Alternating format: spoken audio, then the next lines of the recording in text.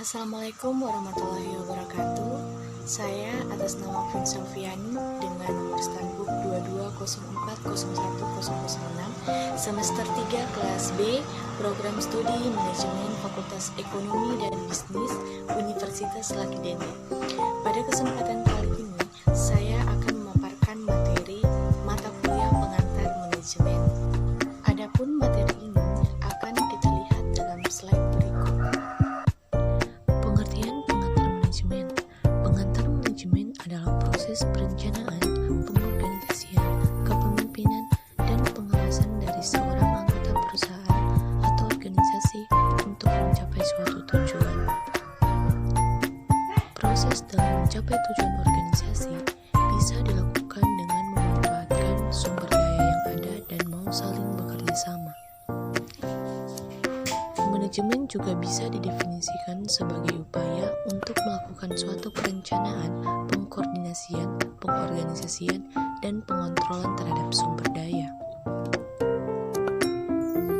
Fungsi pengantar manajemen. Yang pertama, fungsi perencanaan, yaitu proses pengambilan keputusan yang menjadi dasar bagi kegiatan-kegiatan ekonomis serta efektif pada waktu atau masa mendatang.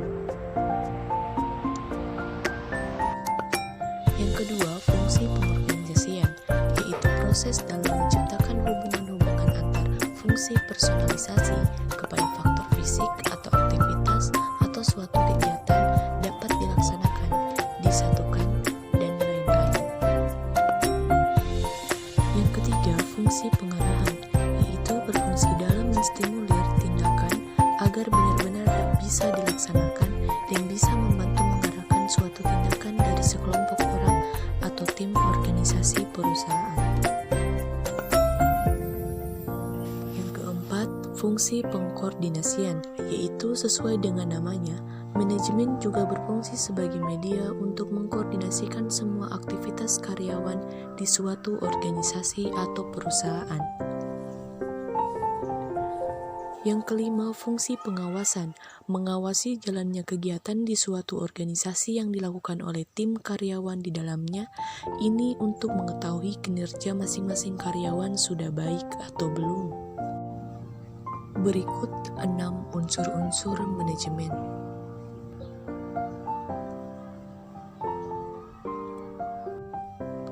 Yang pertama, man atau manusia menjadi unsur pokok dan yang paling berpengaruh dalam penerapan ilmu manajemen, sebab manusialah yang bisa menetapkan tujuan dan kemudian berusaha untuk mencapainya. Yang kedua, money atau uang. Unsur uang sama pentingnya dengan unsur manusia, sebab uang ini akan memberikan jalan dan sejumlah fasilitas bagi manusia untuk melaksanakan strategi pencapaian tujuan. Yang ketiga, materials atau bahan. Material ini bisa diartikan pula sebagai bahan baku. Bahan baku sangat penting untuk disediakan atau dimiliki untuk mendukung pencapaian tujuan organisasi. Yang keempat, machines atau mesin, yaitu semua jenis alat atau mesin yang digunakan manusia untuk memudahkan suatu pekerjaan. Yang kelima, method atau metode merupakan suatu teknik atau strategi dan cara yang perlu ditempuh untuk membantu mengkoordinasikan semua sumber daya di dalam suatu organisasi.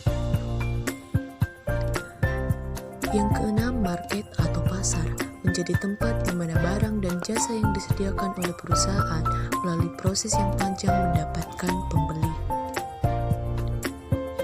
Bidang pengantar manajemen, manajemen produksi, manajemen pemasaran, manajemen strategi, manajemen sumber daya manusia, manajemen teknologi informasi, dan juga manajemen keuangan. Konsep dasar pengantar manajemen. Yang pertama, untuk meningkatkan produktivitas. Yang kedua, didasarkan pada aspek kuantitatif dan perilaku manusia. Yang ketiga, menghadapi berbagai isu. Dan yang keempat, diprediksi akan menghadapi masalah.